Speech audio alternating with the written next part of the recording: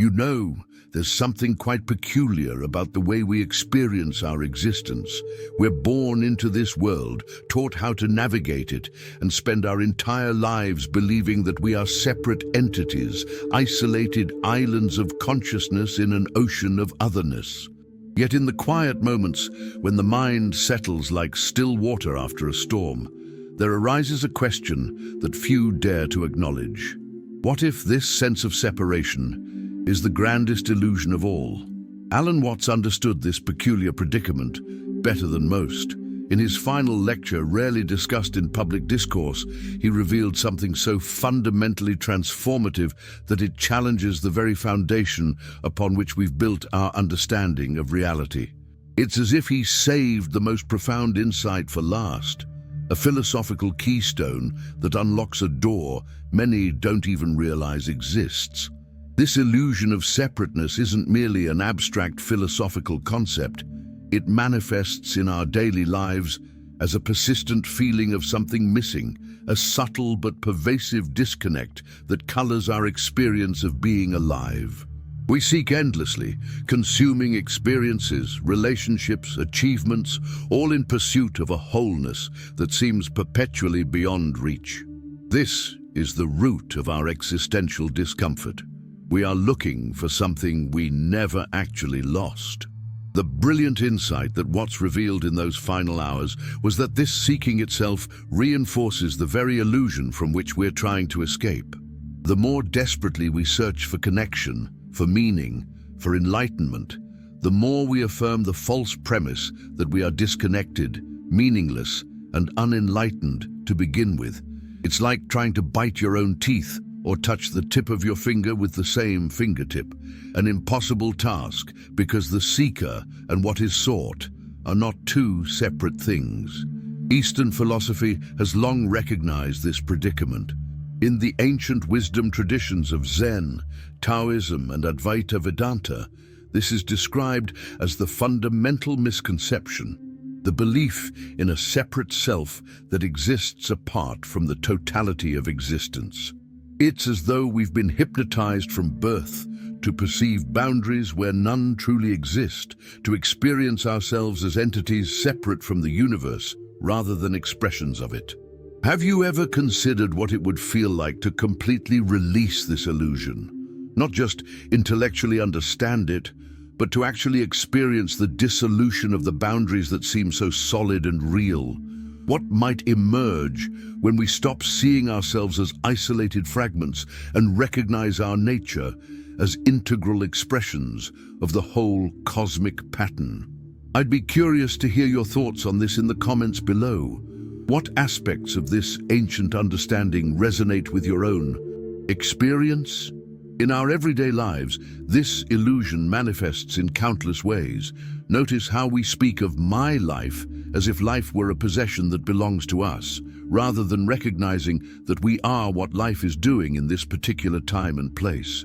We say, I am thinking, as if there were an I separate from the thoughts, when in truth, thoughts arise in consciousness much like waves arise in the ocean, not separate from it, but a formation of it.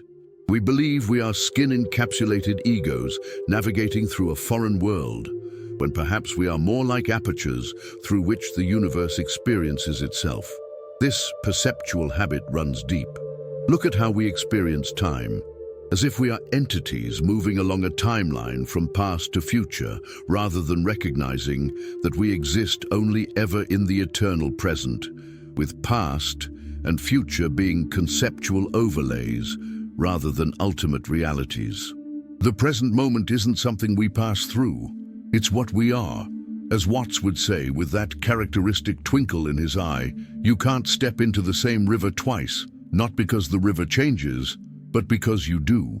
The paradox here is exquisite. The very consciousness with which you're attempting to understand these words is itself what Watts was pointing toward. It's like a flashlight trying to illuminate itself.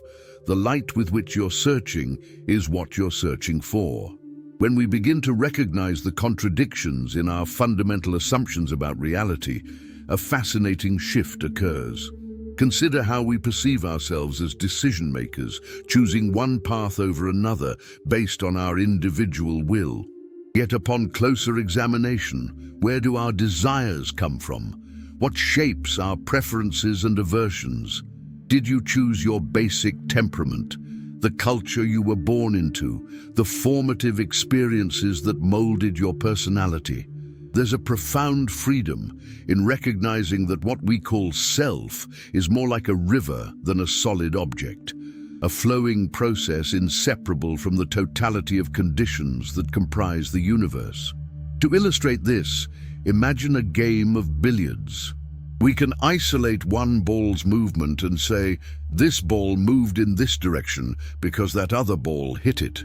But in reality, the movement of any single ball is determined by the entire configuration of the table, the force applied by the player, the texture of the felt, the ambient temperature affecting the materials, and countless other factors extending outward infinitely. In the same way, what we call my life or my choices are expressions of the entire cosmic pattern.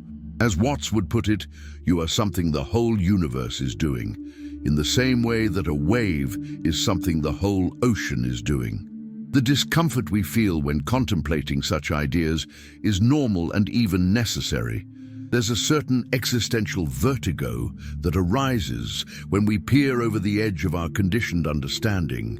We've been taught to prize certainty, to seek solid ground. Yet the deepest insights often lie in embracing uncertainty, in learning to dance on shifting sands. This discomfort isn't something to avoid. It's the feeling of growth, of consciousness expanding beyond its familiar boundaries. Systems of thought throughout history have attempted to capture this understanding through various metaphors. The Taoist concept of the yin and yang, the Hindu notion of Maya or cosmic illusion, the Buddhist teaching of emptiness or sunyata, all point toward the same fundamental reality that is both empty of inherent separate existence and simultaneously full of vibrant, interdependent becoming. It's like a vast cosmic theater where the ultimate reality is simultaneously the stage, the actors, the script, the audience, and the very awareness witnessing the play. The first glimmers of awakening often come when we recognize that this isn't merely an intellectual puzzle to be solved, but rather a direct invitation to experience reality differently. It's the difference between reading about water and actually diving in, between conceptualizing non-duality and experiencing the dissolution of the imagined boundaries between self and other, internal and external, mind and world. This awakening isn't something that happens once and is completed. Rather, it's a continual unfolding, a progressive clarification of perception. There are moments of profound insight where the veil seems to lift completely, followed by periods where the old habits of perception reassert themselves. This rhythm of revelation and forgetting is itself part of the dance.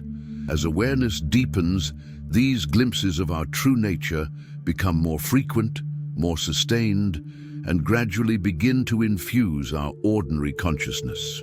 I've found that this journey of awakening is one that benefits tremendously from community, from sharing insights, questions, and experiences with fellow travelers. This channel is dedicated to exploring these dimensions of consciousness together, diving deep into the mysteries that Alan Watts and other wisdom teachers have illuminated. If you're resonating with these ideas and wish to continue this exploration, consider subscribing and joining our growing community of seekers and finders. In future videos, we'll be exploring other aspects of Watts' final teachings and their practical implications for living with greater awareness and joy. As we begin to see through the illusion of separateness, something remarkable happens in our perception of opposing forces in life. Take the apparent opposition between freedom and determinism. From the perspective of the separate self, this appears as an irreconcilable contradiction. Either I am free to choose, or I am determined by forces beyond my control. But from a non-dual perspective, we might see that genuine freedom doesn't mean freedom from the totality, but freedom as the totality expressing itself uniquely in this particular form. Similarly, the opposition between life and death begins to dissolve. When we identify solely with the temporary form, the body-mind complex, death appears as an absolute end, the ultimate enemy to be feared and resisted. But when we recognize ourselves as the awareness in which all forms arise and pass away, death transforms into simply another expression of the endless creativity of existence. As Watts memorably put it, "You didn't come into this world, you came out of it, like a wave from the ocean." This perspective completely transforms how we might approach that most profound question: who am I, really? Instead of searching for an essential permanent self, some unchanging core identity, we might discover that our true nature is more akin to a verb than a noun. Not a thing, but a process. Not an isolated entity, but a unique focal point of the universe becoming aware of itself.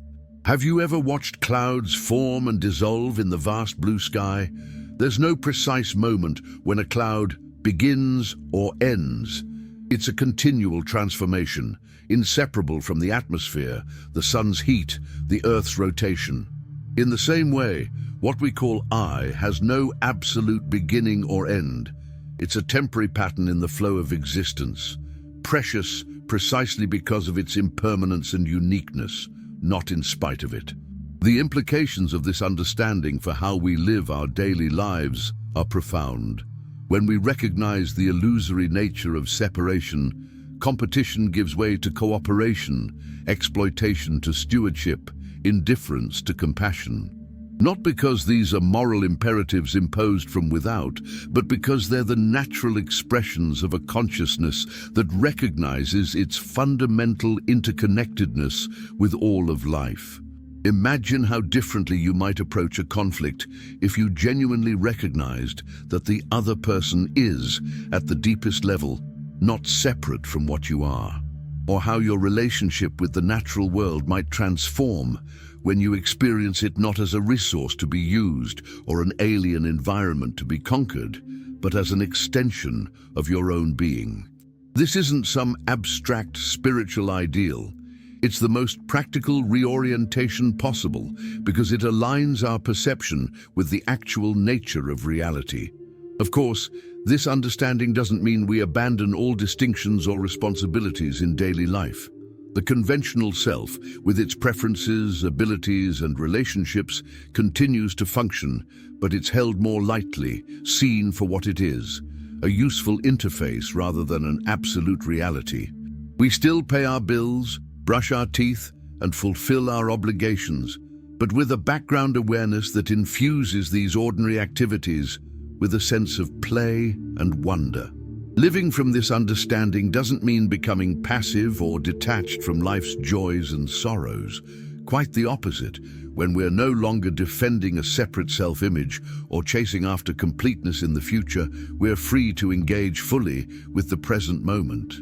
Emotions flow more freely when they're not clung to as my emotions.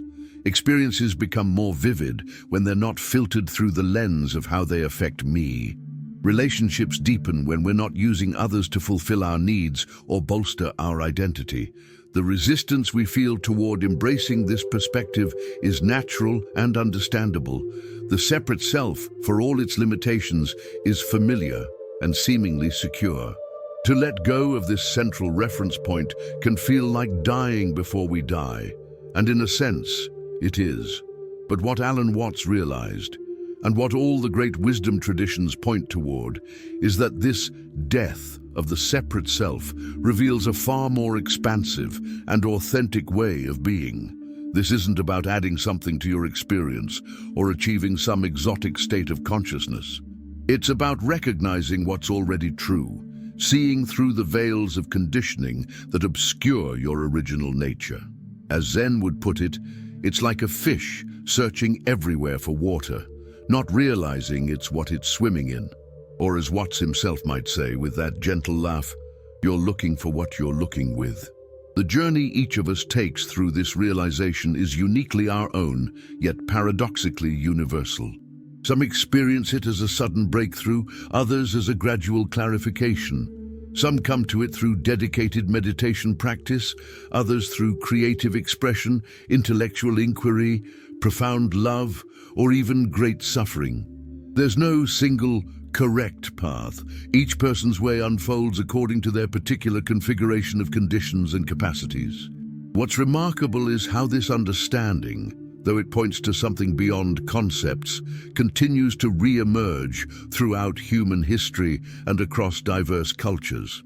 It's as if this insight is intrinsic to consciousness itself, a potential recognition that's always available when the conditions are right, like a clearing in the clouds that reveals the sky that was always there. The integration of this understanding isn't about escaping ordinary life, but transforming how we experience it. When the sense of separation dissolves, even momentarily, what remains is an intimate connection with everything. A boundless compassion, not because we ought to care for others, but because at the deepest level there are no others. Joy and sorrow, pleasure and pain continue, but they're experienced as waves on the ocean of awareness, rather than threats or promises to a vulnerable, separate self. In practical terms, this means we can engage with the world's challenges, not from a place of fear, anger, or righteous indignation, but from a recognition of our fundamental interconnectedness with all beings. Environmental destruction, social injustice, personal suffering. These aren't problems happening to someone else somewhere else, but expressions of a disharmony within the total system of which we are integral parts. The paradox that Watts so beautifully articulated is that the more we understand our true nature as the totality, the more fully we express our unique individuality. Just as each wave on the ocean is shaped by the entire oceanographic system, yet has its own unrepeatable form, when we recognize ourselves as expressions of the cosmic process, our particular gifts, perspectives, and contributions become more clearly defined, not less. In the end, what Alan Watts revealed in his final lecture wasn't some esoteric teaching reserved for spiritual adepts, but a fundamental truth about the nature of consciousness itself, a truth that's simultaneously the most obvious thing in the world and the most easily overlooked. It's the recognition that what you are seeking is what is seeking, that the sense of something missing is itself a clue pointing toward the wholeness that was never actually lost. The veil between separation and unity is thinner than we imagine. Sometimes it parts with dramatic insight, other times with quiet recognition. Either way, what's revealed isn't something new or foreign, but the most intimate and familiar reality possible, the groundless ground of being that you already are. This understanding, once glimpsed, changes everything while leaving everything exactly as it is. The trees are still trees, people still people, problems still problems, but all of it is perceived from a vastly different perspective. It's like watching a movie. You can be completely absorbed in the drama while simultaneously knowing its light projected on a screen. Both perspectives are true in their own way, and the richness of life emerges from holding them both simultaneously. What Alan Watts ultimately revealed was not just a philosophical position or a spiritual teaching, but an invitation to direct experience, to see through the illusion of separateness and recognize your true nature as both empty of separate existence and simultaneously full of all possibilities. It's the recognition that you are not in the universe. You are the universe in human form, not a fragment of the whole, but the whole expressing itself as what appears to be a fragment. And perhaps the most beautiful part of this realization is that it was never not the case. We haven't been separated from our true nature except in imagination. The journey home is the recognition that we never left. The great cosmic game of hide and seek ends with the discovery that what we've been seeking has been seeking itself through us all along. In the words Alan Watts might have used in that final lecture, this is it. This is the secret, and always has been.